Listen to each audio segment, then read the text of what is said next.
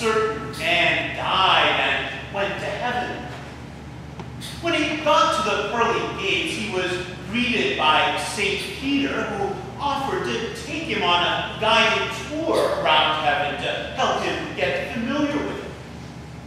And as they walked along on the tour, St. Peter pointed to the hill where the Catholics lived, and to the forest where the Methodists lived, and to the valley where the Baptists lived. But eventually on their tour, they got to this one section of heaven where there was a big high wall all around it. So the man asked St. Peter if he could take a look over the wall to see what was in there. Reluctantly, St. Peter agreed and went and got a ladder and leaned it up against the wall, and the man climbed up and looked over and said, "What's going on here? There's a bunch of people in there. Who are those people?" St. Peter said, "Shh, those are the Presbyterians. They like to think that they are the only ones here." According to our reading from Ephesians, it says that we believe in one Lord, one faith, one baptism, one God. That's what we say that we believe. But quite often in practice, we live as though our God were only our God, our own private God. And so we figure that if people who are different from us in some way want to worship God, then they need to go and find their own God. Because we figure that God is already busy with us. The old saying is that 11 o'clock Sunday morning is the most segregated hour in America out of the whole week. We say that we believe in one Lord, one faith, one baptism, one God. But when 11 o'clock Sunday morning rolls around, that's often not a time that brings us together. Instead, 11 o'clock Sunday morning is often a time that divides us. As white people go off and worship at white churches, and black people go off and worship at black churches. And not only do we often divide ourselves according to race, but we also often divide ourselves according to economic class. The old rule of thumb was that in a community, usually the poorest people would belong to the Baptist church. And then if you moved up in society a little bit, you'd become a Methodist. The old joke was a Methodist is just a Baptist who's learned how to read. They tell jokes about us too, don't worry. And then if you continued to move up the social ladder, you'd become a Presbyterian. And then if you really got to the top of society, you would become an Episcopalian. Now those kinds of divisions aren't quite as pronounced as they used to be, but as you look around the city, you can pretty much tell which churches are the churches that poor people would fit in at, and which are the churches that rich people would fit in at.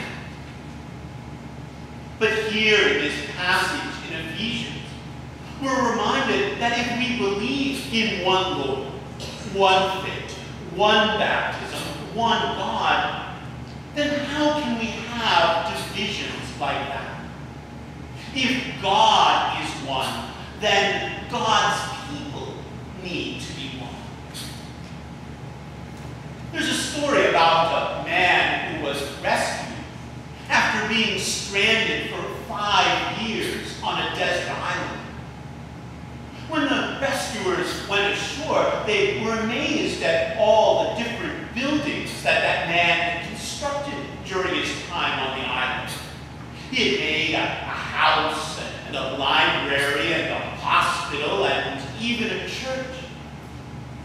But as the rescuers continued to walk around the island, they eventually found a second church that the man had built. So they asked him why he had built two. He said, "Oh, that other church. That's the one I used to go to." Divisions and splits in churches are an all too common phenomenon. For example, the Buru Church of God in Nairobi, Kenya, was a deeply divided congregation. When the minister got up in the pulpit one Sunday to show their dislike for him, many people in the church turned their backs to him.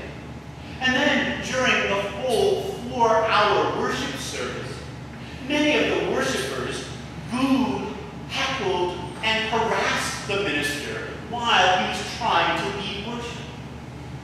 And if that wasn't bad enough, eventually things deteriorated to the point where a fist fight broke out among the people, leaving several dozen seriously injured. At another congregation in Saline County, Arkansas, they were having fights there all the time as well. So the minister responded by burning the church building down. When the police later arrested him, he said that he did that because he figured that the church needed some project that they could work together on to bring them together. And he figured that if he burned down the church, that would bring them together to have to rebuild it. One Lord, one faith, one baptism, one God. But so very often we don't live together as one people.